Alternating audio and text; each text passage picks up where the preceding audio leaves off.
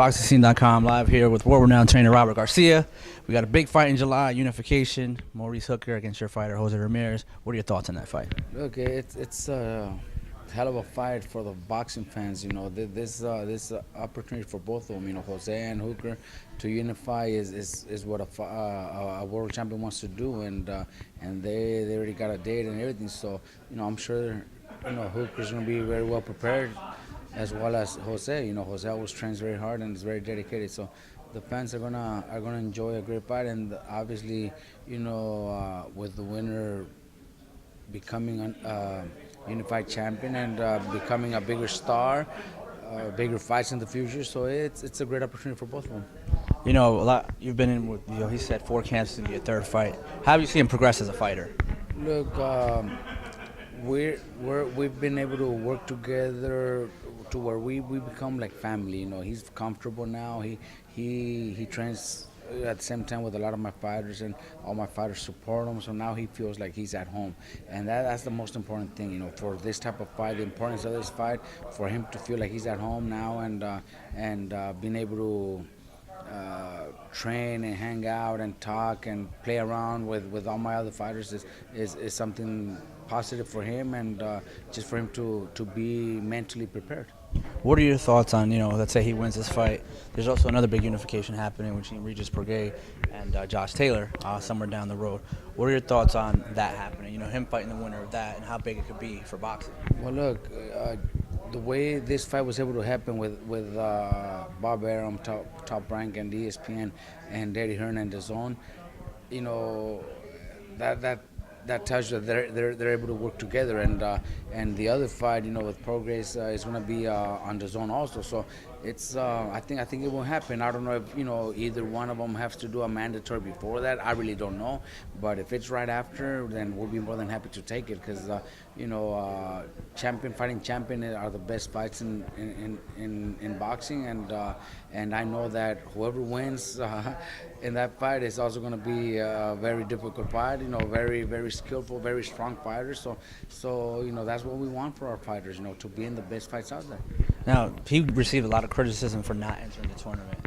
Now he might get Hooker and then the winner. I mean, I think it played out pretty good for him not entering the tournament, still having to fight 2 of the best fighters in the division. No. Look, a lot of times, when tournaments like that happen, it depends on the promotions. Some promotions are not involved, so that doesn't mean that it's because he didn't want to. Look, he's fighting Hooker right now, and the winner of this fight could easily fight the winner of the tournament.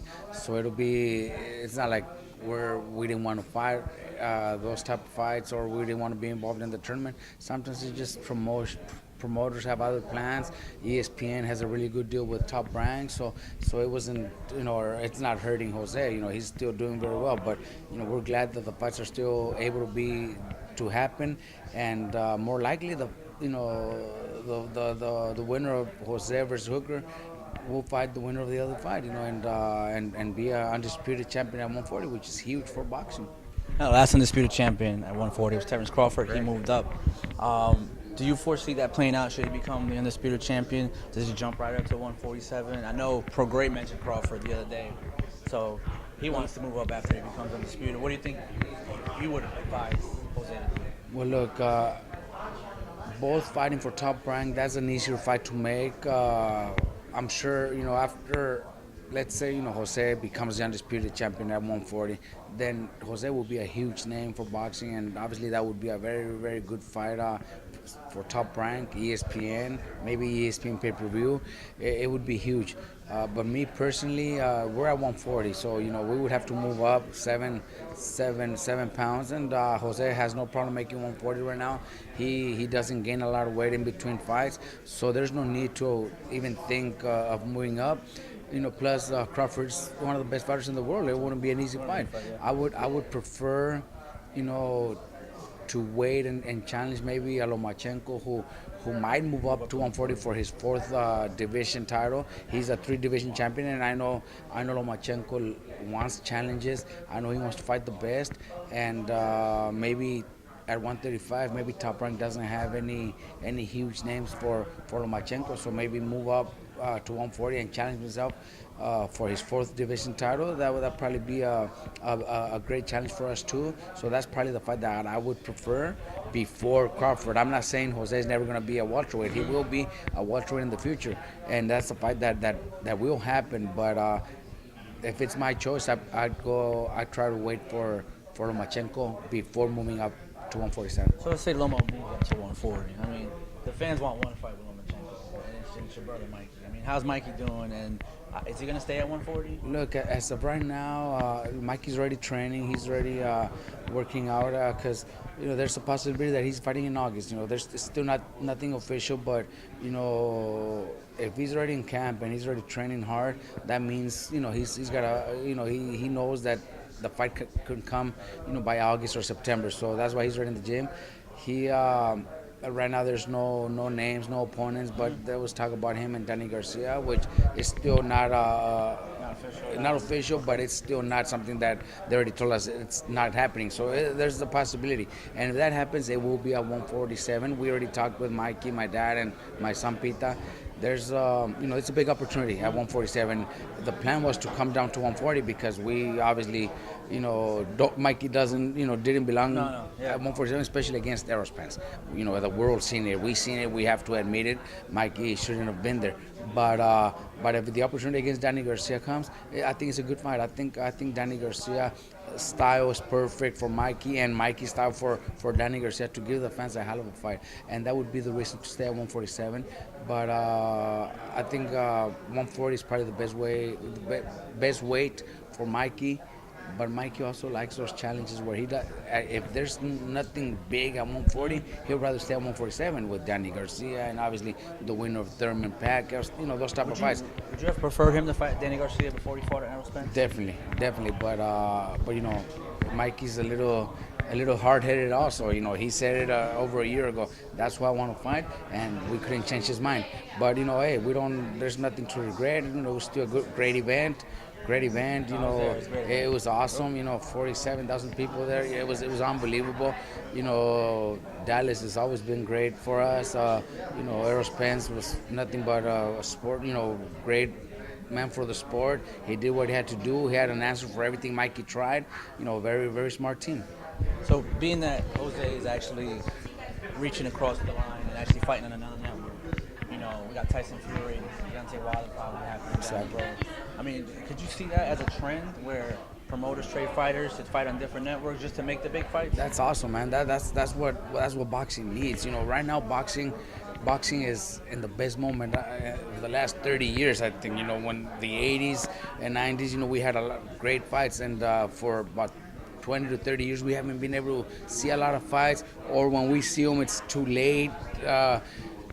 I think it's a perfect moment right now, especially if now that Bob Arum, who is not known for that, he's allowing his fighters to take those type of fights. It's awesome. I'm glad that Bob Arum is allowing that to happen, because those are the fights that need to happen. Both Jose and Hooker are building their way up to become recognized as top world champions, because they're not in the Lomachenkos, the Crawfords, the Aerospences. You know what I mean?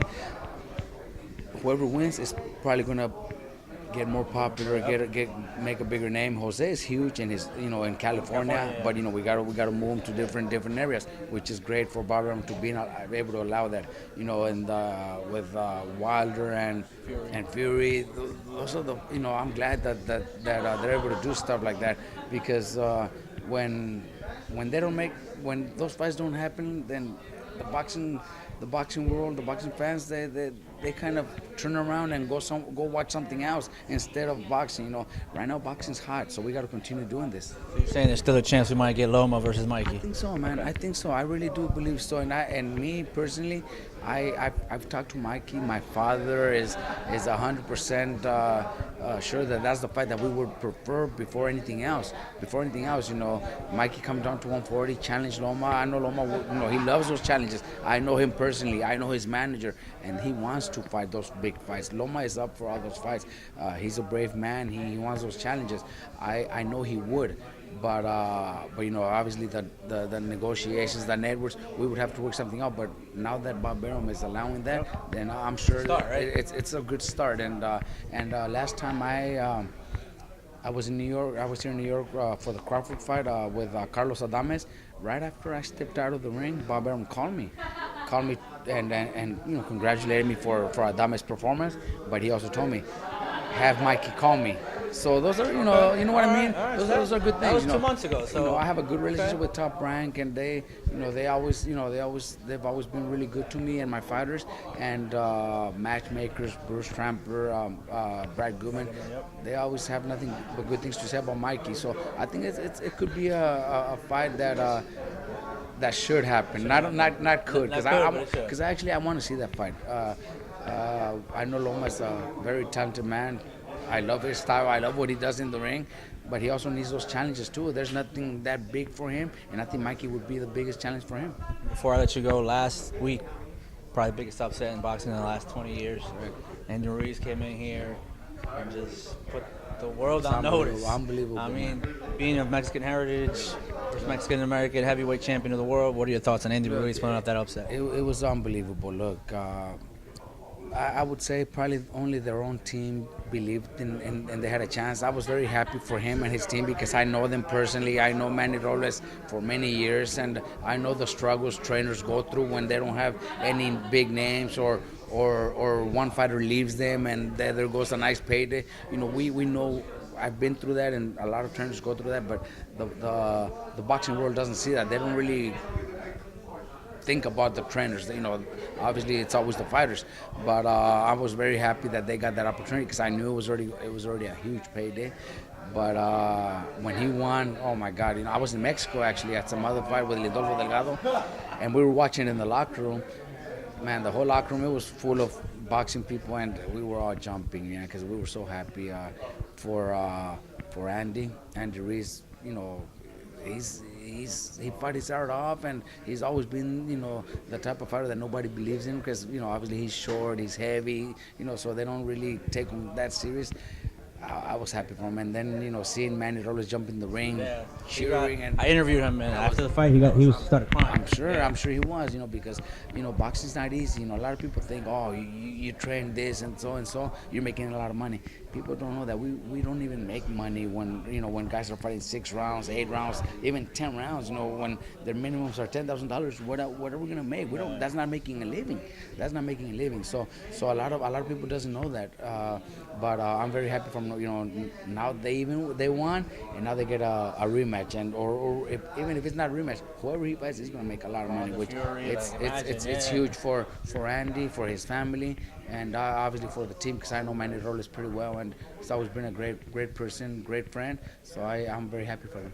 Thanks, Robert. Well, good to see you in July for this big fight. Thank you.